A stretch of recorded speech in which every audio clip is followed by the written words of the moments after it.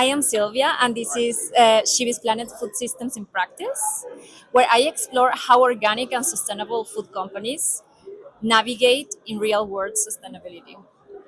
So I will troubleshoot with 4 questions, but first, please introduce yourself. Thank you, Sylvia. My name's Amy. I'm the Director of Nutrition and Research and Education at Biorevola and La Bombilla. So Biorevola is a food company and La Bombilla is a yerba mate beverage company. And today we are here in BioFACH 2026 Yes. together.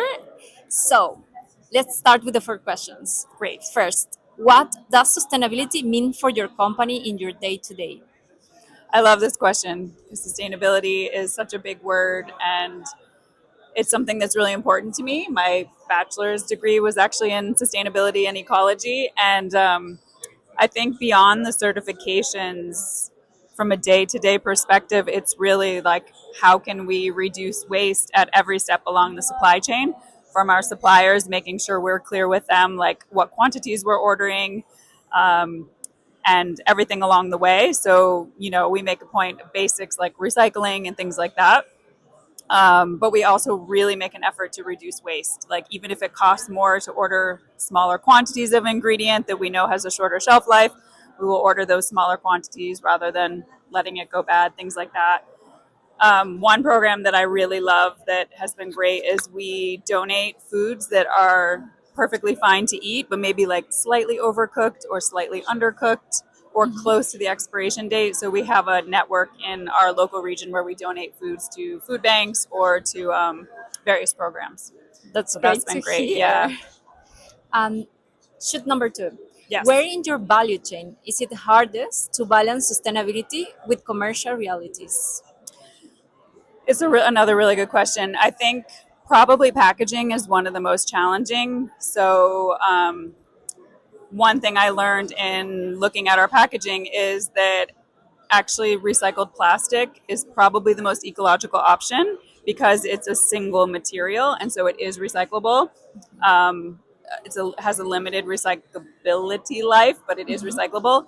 Whereas some of the paper products, they will be paper on the outside, but then they're lined with plastic, and so they're actually not recyclable, and they end up just getting thrown away. So for us, packaging has been a huge learning curve, and we're actually in the process of switching to recycled plastic. Even though on the shelf it doesn't look as eco, the reality is that it It is is. because it's more recyclable. So that's been a tough call. Yeah. That's very interesting. So, shot number 3. What is one trade off you consciously accept to stay aligned with your values and why? There's a couple. I think packaging is one that I just spoke to. Another is along the lines of choosing ingredients. So I may think of an ingredient that, in terms of flavor and taste and function, that I really want to work with, but then we may not be able to find it organic or fair trade, or it requires, shipping from halfway across the world, which is not very ecological. So in that situation, as a formulator, I'll often try to find an analog or a local herb or a local food that has similar properties that I'm looking for, but that is available locally. Yeah. So So, yeah. you prioritize local ingredients. I do whenever possible. I mean, I prioritize local ingredients at a base. We're organic, and then I prioritize local ingredients, but also the relationships. So just because something isn't local, if we have some partners in other continents or even just other countries within the EU that have similar values, they're very aligned with our shared vision, and so in that case, local might not be the priority, but the relationship might be the priority. Understand? And I think that's great, and I think that's a takeaway for some companies that are looking into transitioning in a sustainable business model. Yeah. So the last shot, give us a nutritional insight about your products. Nutritional insight. I think one of them is we are not afraid of fat. So I grew up in the 70s and 80s where in the United States, it was a very fat phobic culture about dietary fats. And so I think that's one of the main nutritional insights that,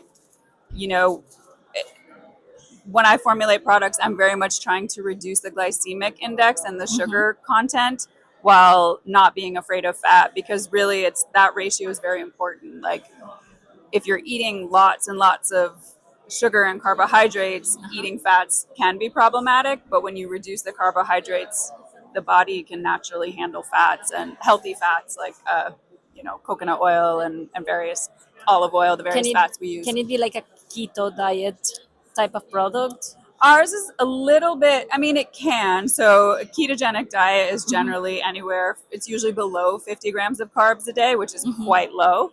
And so, these cookies have 25 grams per 100, so 2.5 grams per cookie, which is quite low for a cookie. So yes, you could enjoy one of these on a ketogenic diet, but you'd be getting a decent little amount less. of your carbs for the day. Usually, but yes, it can be part of a ketogenic diet, yeah. Yeah. So congratulations, because I also know you have been in the innovation challenge here in BioFACH. Yeah, thank you. We're in the innovation hall for our paleo cookies, and then we received we were chosen as one of 5 examples for the Oh My Gut trend for products that support healthy gut microbiome. And the criteria in there that we met was clean label and high fiber. So our cookies, because of the base of almond and chestnut flour, they're naturally high in fiber. So yeah, we're super grateful and honored to receive that recognition. It means a lot to us. And I'm looking forward to find your cookies also in Germany. Yes, thank you. Yes, it's one of our goals here, so that's perfect. Yeah. Thank you very much. Thank you, and thanks for your work. I really appreciate it. Thank you.